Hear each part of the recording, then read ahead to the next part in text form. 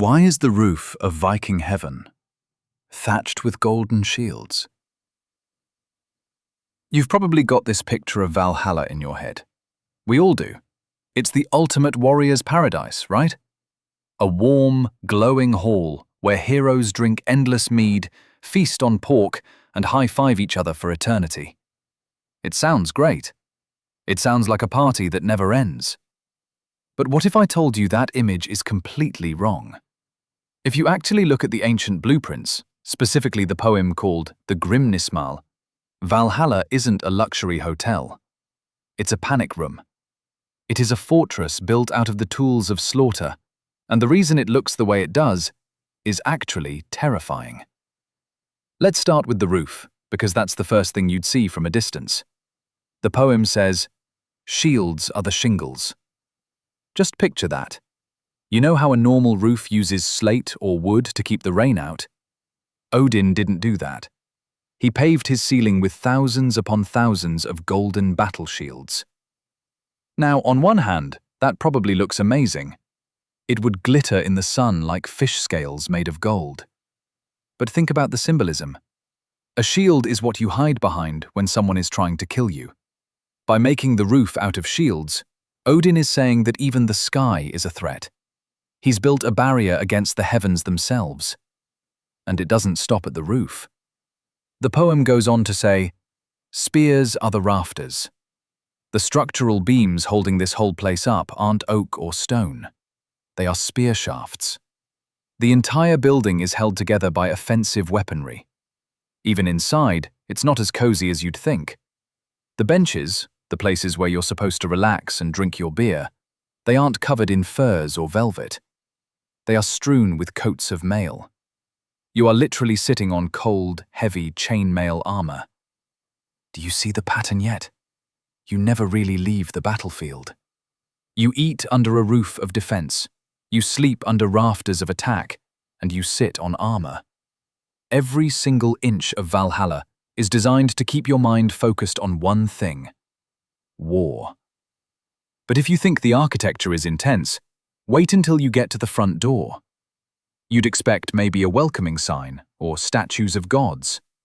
Instead, the poem tells us that a wolf hangs over the western door and an eagle hovers above it. To us, that just sounds like cool, edgy Viking art. But to a Norse warrior, those animals meant something very specific.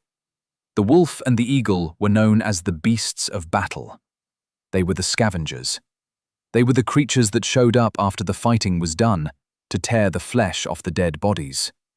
So, Odin has decorated the entrance to his home with the symbols of corpse eating. It's a constant, grim reminder of death. It's like hanging a vulture over your front porch. It tells you that this isn't a place for the living. It's a holding pen for the dead. But here is the part that really messes with your head. The sheer impossible scale of it. The poem mentions a very specific detail about the exits. It says, Valhalla has 540 doors. Now, just pause and think about a building with 540 doors. That is already massive. But it's the size of the doors that matters. The verse says that 800 warriors can walk out of each door, shoulder to shoulder. Have you ever tried to walk through a doorway with just one other person? It's tight, right? Imagine a door wide enough for 800 broad-shouldered Vikings to march out in a solid line. That door would have to be nearly half a mile wide. And there are 540 of them. That means the perimeter of Valhalla is hundreds of miles long. It's not a hall, it's a city. It's a world of its own. And this is where the dark reality hits you. Why do the doors need to be that big? Why do you need 540 exits that are half a mile wide? It's a logistical necessity for deployment. If you do the math, 540 doors times 800 men, that's 432,000 warriors marching out at the exact same moment. Nearly 500,000 ghosts pouring out at once. This changes everything about how we view Valhalla. It's not a reward, it's a stockpile. Odin isn't saving these men because he loves them or wants to buy them a drink. He's hoarding them like ammunition. He knows Ragnarok is coming. He knows the wolf, Fenrir, is going to break his chains. He knows the giants are coming to burn the world, and he is terrified. He has spent thousands of years cherry-picking the absolute best fighters from the human world, kidnapping them from their families just to stack them up in this golden warehouse. You aren't a guest in Valhalla. You are fodder. This explains the daily routine, too. You know the story. The warriors fight to the death every day, hack each other to pieces, and then heal up by dinner time. That's not a game. That's brutal, repetitive training. If you're going to fight fire demons at the end of the world, you need to be unkillable. You need to be desensitized to pain. So Odin forces his army to murder each other, over and over again, for eternity. It's an endless boot camp designed to strip away your humanity so that when the sky finally tears open, you won't hesitate to run into the fire.